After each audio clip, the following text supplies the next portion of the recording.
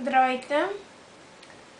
Днес ще ви покажа един трик с предсказание. Мисля, че аз съм го измислила, не съм гледала никъде, сериозно. Под тази салфетка има една карта, която съм предсказала.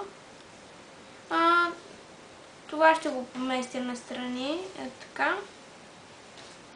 И сега, взимам едно тесте, няма значение какво е, и моля някой зрител да ми каже стоп. Стоп. Той спира тук, на тази карта. Ето така. Вие я вижте, аз няма да я виждам всъщност. Ето така. Тази ще е карта. Сега аз размешвам. Ето така.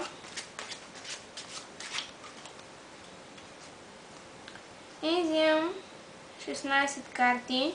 1, 2, 3, 4, 5, 6, 7, 8, 9, 10, 11, 12, 13, 12, 15, 16 карти. Тази починка вече, това след другото няма да ни трябва вече.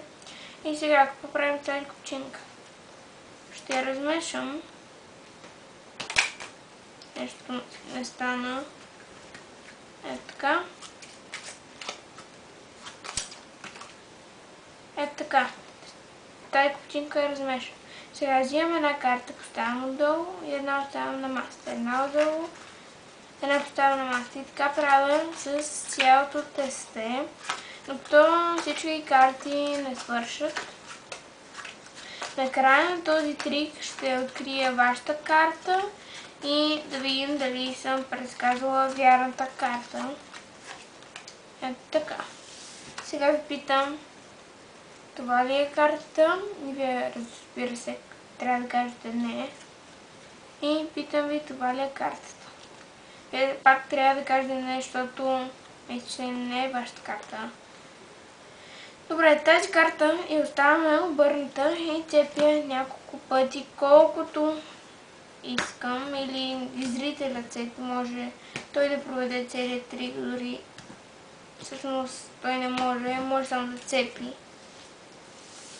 Ето, цепихме няколко пъти. Сега какво правим? Раздаваме картите в две купчинки и където е обърнатата карта, тази купчинка остава, другата я махаме. Тази купчинка я махаме. Ето, правим така всички карти.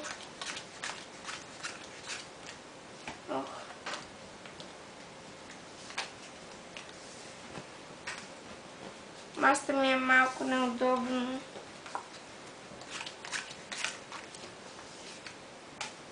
И ето я обърната карта, тази да я махна. И аз съм предсказала, това трябва да е вашата карта. Частица с пътия, че е вашата. И моето предсказание сега да видим.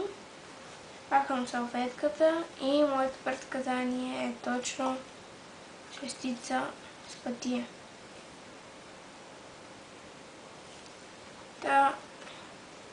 Това беше от мен. Надявам се трика да ви е харесал и чао!